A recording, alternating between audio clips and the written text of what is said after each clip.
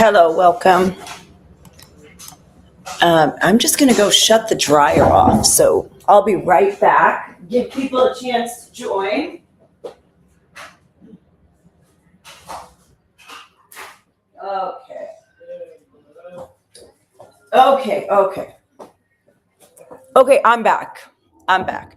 Now, I have to say, whether you were watching this live or whether you're watching this later recorded, this is an extremely important message that this is extremely important news that we have to talk about, because I am pretty sure that you are not getting the whole story or much of the story if you are in the West, as we are here in the Middle East. So, first of all, thank you for joining. My name is Nicole Johnson-Zian. I live in Jerusalem. I'm based here, and I am extremely concerned with a lot of news that is going on. So, all right. So, where to start? I think we need to start in Iran. And most likely you have heard a rumbling somewhere. You have heard that there are protests going on in Iran. Most likely you have heard that.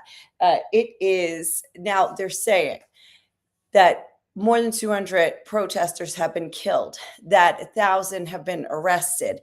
Also, that some of the Iranian armed forces, the Basij, which is like I think, undercover police, or, anyway, some of the security forces, they've also been killed by the protesters. The protests have gotten violent and they are huge. Now, you've heard about, in the last couple of years, protests rising up in Iran and then being quashed.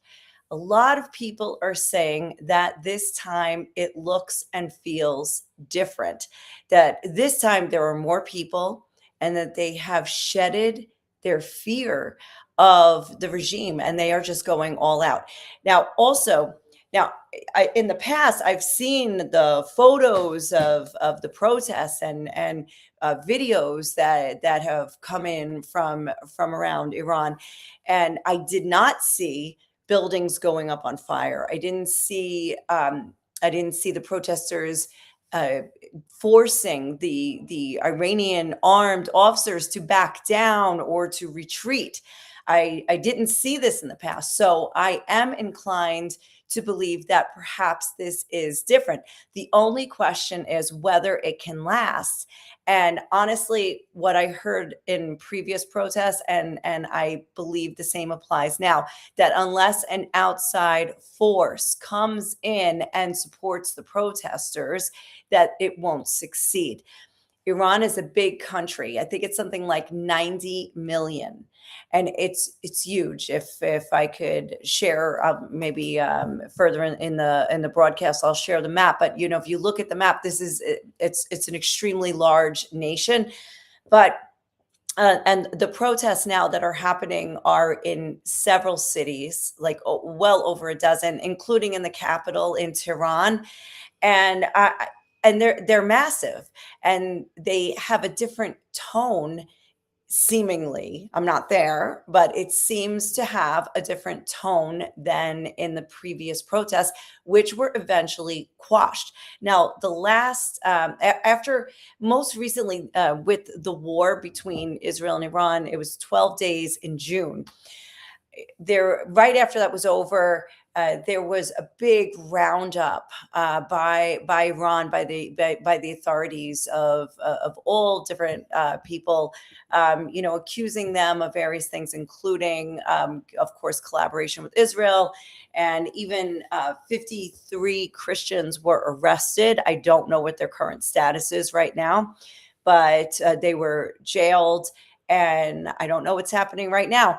So that, there was already unrest. Now, people are saying, like, what actually is precipitating this current round of protests? Is it the absolute dire economic crisis going on in Iran?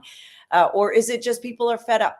Now, by the way, of course, that in Iran, that the whole the recent protests with when Masa Masa Amini, right, was arrested for having her hijab askew, and she was presumably beaten to death or died of injuries from a beating sustained in jail in custody by the morality police.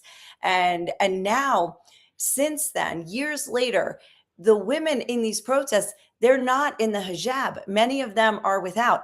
Now, these are some of the videos I've seen. Uh, Lighting cigarettes with the picture of the Ayatollah, and burning the picture of the Ayatollah.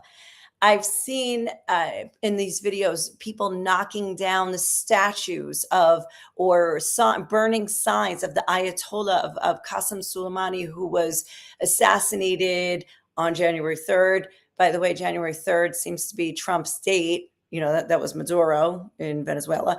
But burning signs of Qasem Soleimani, and also they're putting up, they're writing on walls, like one says Trump help us. They're putting up signs that say Trump road. Now, of course, as is the custom, the regime shuts down the internet for, so that we can't know what's happening in the country during these protests. But Elon Musk and others send up satellites, and not everybody can get a satellite link. But I just saw a picture of a bunch of people holding up their phones, with the satellite link, with like a, going like this and saying like, thanks, we're online because of you. So there are messages getting out. Now, the critical question here is how can we know what is true, and what or who can we believe? Now, I don't speak Farsi. I don't know. Do you speak Farsi? I don't. So I can't even read the posts on Twitter. Also, I told you a country of 90 million. In a country of 90 million, you've got all sorts of politics. You've got all sorts of ethnic groups. You've got a bunch of different political perspectives and and groups out there. So how do you know that the messaging that you're hearing is true? Like, how do you know that people are saying, oh, like I see in the comment here that somebody here is saying that I don't think Reza Pahlavi is a credible force. So that's really interesting, because a lot of people are calling for the crown prince, the son of the Shah, who was deposed in the Iranian Revolution. They're calling for him, to come back and to rule. Meanwhile, he's also calling for the protesters to keep going. He's calling for general strikes. He's encouraging them to keep going. But then President Trump said the other day, I support regime change, but I don't think that Reza Pahlavi should be the leader. So I'm like, wait a second. Conventional thought of people who maybe are less informed, we're thinking Reza Pahlavi. Well, actually, maybe more informed people also think Reza Pahlavi. I don't know. I'm talking about myself. I don't know. Who are other people who could probably take over in the event of a regime change? And remember that regime change can be dangerous, because we've seen what happened in other countries when the regime changed, which, by the way, stay tuned for Syria, because whatever we know or don't know about Iran, you probably don't know what's going on in Syria, which is, to me now, mind-boggling that anybody is supporting this current government. But okay, so anyway, you've got possible regime change on the horizon. I don't want to get anybody's hopes up, but if that's the case, if the Islamic regime is brought down, which it wasn't after 12 days of being bombarded by Israel, all of its missile sites and launchers, and they went after the nuclear sites, and they went after like the besieged military headquarters. They went after very key sites, and yet the country was still standing, and everybody called off the war. It was like, let's just call it off, let's call the whole thing off, like it was going on. And it was at a critical stage. Iranians were actually posting on social media, Israel, keep going, save us, change the regime, down with the Ayatollah, don't stop. So anyway, so it didn't happen then with outside intervention. Not that it was intervening, not that Israel was intervening for a regime change. Israel was intervening for its own interests. But now the people are they're going at it full force, and you haven't seen this kind of fearlessness in a while.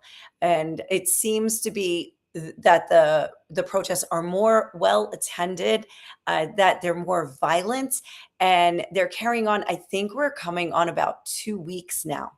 So massive change could be on the horizon.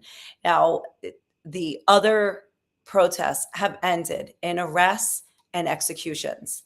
And let us pray that this one does not end that way. And also, we need to be looking at who could actually be the leader of a country of 90 million, one of who's exiled, Reza Pahlavi. Who could actually be the leader? Who do the Iranian people want? Iran is made up of so many cultural backgrounds. There's Persians, there's Azeris. I think there's also Kurds. There's more and more. There's some Armenians as well. There are many different ethnic groups there, and I don't know if they all want the same thing. I don't know. Are there people that actually like an Islamic government, or is everybody just wanting freedom and democracy? Maybe not everybody is. I don't know, and that's what I'm saying. It is so imperative upon us to be careful. Now, as a journalist, I have to say I try to be very careful with my words when I am reporting on a region that I am not in, that I don't know the language and I don't know the politics. And I know that I would have to live there for a long time to fully understand. Never fully. I would never fully understand. I would have to live there for a long time to get some understanding of the people, of the thought processes, of the politics, and just a general societal attitude of what people want, how they function, how they operate. So when I'm talking about Iran, I'm saying I've seen videos I cannot verify, and I believe that they're true because I trust the sources from which I'm getting them. But also, we live in a day of AI where how can we know that things haven't been doctored? We also have to beware of the official word from the Islamic regime, because the official news outlets in Iran are controlled by the regime. So they're going to broadcast the messages that they want broadcast. So it is a very dangerous balancing act, of receiving information and then processing it and going and deciding what we believe is true. We have to be extremely careful. So I just want to caution you that as you're hearing this news, and as we're seeking credible news sources and the truth of what's happening, just to exercise caution. Remember, it's more important to be right than to be first. So I'm going to transition into Syria, but I just want to read a comment here from somebody who's watching right now. What a more realistic scenario is that the system and bureaucracy might abandon Khamenei and a new leader is picked, which might be a moderate man, or it could even be Reza Pahlavi, who could be invited. Okay, so that would be interesting, so that if the Ayatollah is out and if he's abandoned, that somebody more moderate could come in. Now, I've heard, I could be wrong again, the president himself is portrayed as more moderate. Is it Peskian? It's I know it's I don't know how to pronounce his name, but I heard that he is more moderate and less belligerent when it comes to even addressing the protesters. This is interesting. So you say Trump will say all he wants, but in all honesty, he doesn't care about regime change. All this deployment is drama. That's very interesting. It's a shame that with all the regime change that Trump is going after, that he wouldn't go after it in what we believe is a very evil dictatorship. A lot of people believe this, and I've known people arrested and imprisoned, sentenced to death by the regime. So, yeah, I would say that'd be a great one to change right now, that regime. Here's another one. I'm going to Syria now. Syria, you know, Giuliani is the president now of Syria. It's been just over a year. It was in November that his merry band of rebels just swooped in. It was right after the ceasefire between Israel and Lebanon, Hezbollah. There had been, since October 7th, Hezbollah joined Hamas. The Houthis joined as well. And they were launching missiles at Israel, Israel right back at them. And by the way, it's kind of still going on to this day, but I digress. Okay. So ceasefire, the ink was still wet when suddenly the rebels, the Syrian rebels, just like swooped into Damascus. Bashar al-Assad on a plane. We think he's in Moscow. Nobody really knows, or allegedly knows. He's gone. And you've got a new government made up of a former Al-Qaeda / ISIS former terrorist who is now a president. Not just now a president, but recognized by other presidents and other world leaders, including Trump, who hosted him at the White House. So, however, if videos are to be believed and the news is to be believed, which I think it is, because in this case, I'm getting very credible reports.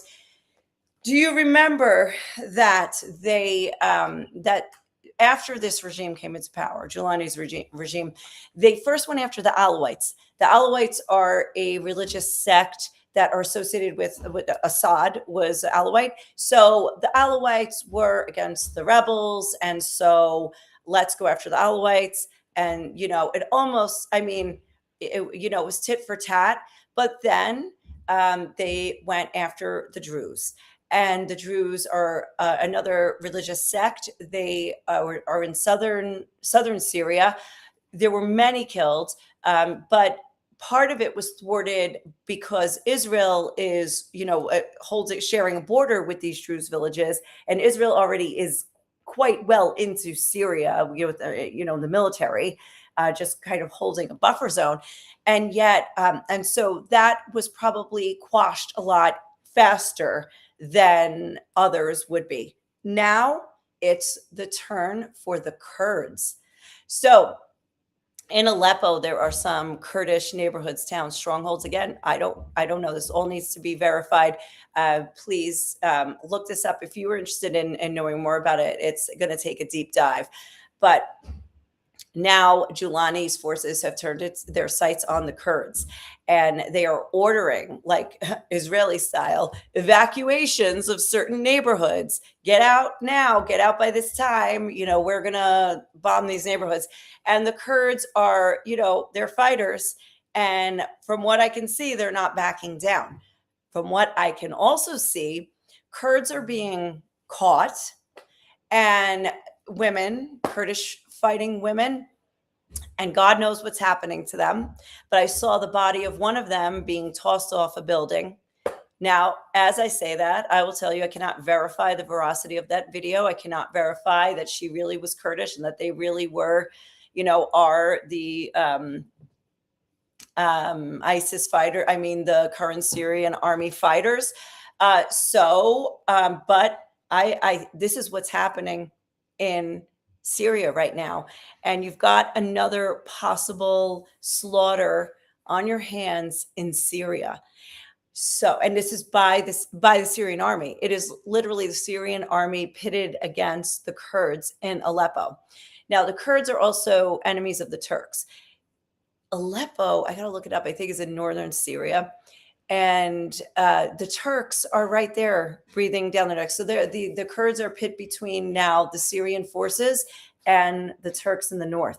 So big problem for them. I don't know how this ends. I don't know if anybody's watching. I don't know if anybody cares. I saw a comic today that was put out by somebody, I think in Iran, where they showed, when the war in Gaza, Hamas leaders, spokesman, getting interviewed by the media and covering the war. But then they showed the Iranian protests, and the reporters were there on their phones, like not paying attention. And I think the same applies in Syria, actually. Now, I'm just going to end with a little bit of news from Israel.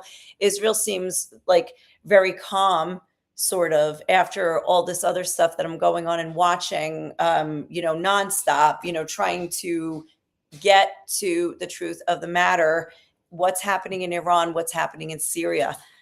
There's also a lot that's going to be happening in Lebanon. Do you know, by the way, that a lot of people here, I'll just tell you, this is a typical conversation.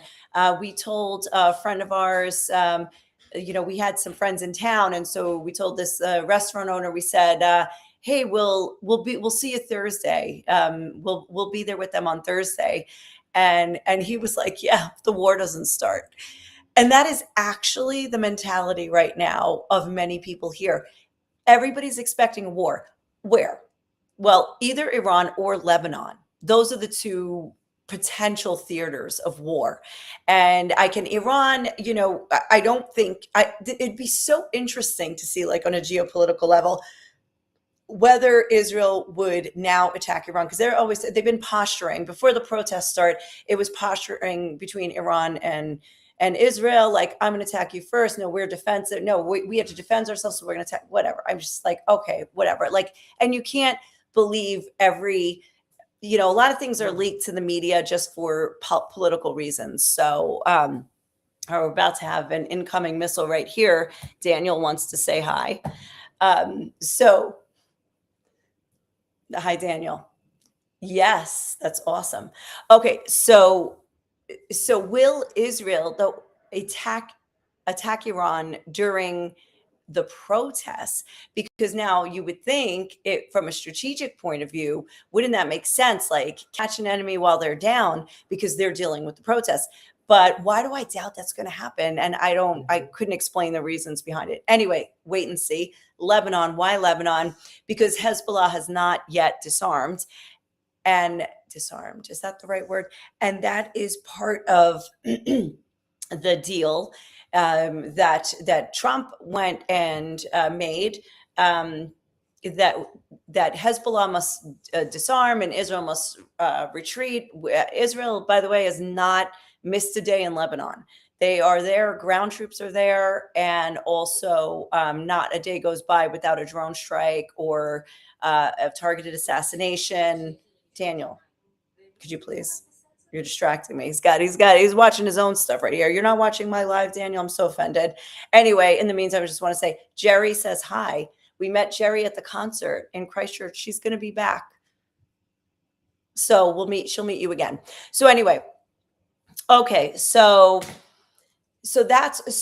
because Hezbollah is not disarmed, and they have basically said they have no intention of doing that, Israel is threatening, that they need to do it themselves. They need to go and disarm them themselves. And of course, America had been up to this point saying, no, diplomacy.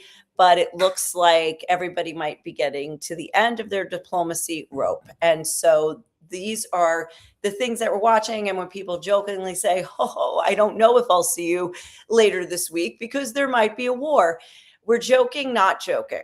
Okay, so there is no active war in Israel at the moment. That is true. But there is a little bit of like a civil war going on, because as per usual, when you're not fighting outside enemies, might as well fight your internal enemies. So right now, the big battlefront is enlistment of the ultra-Orthodox into the army. The ultra-Orthodox, which is like between 12 to 13% of the population, do not serve in the military. It's kind of like they look the other way, like, yeah, it's all right, don't serve, whatever, we have exemptions, this and that.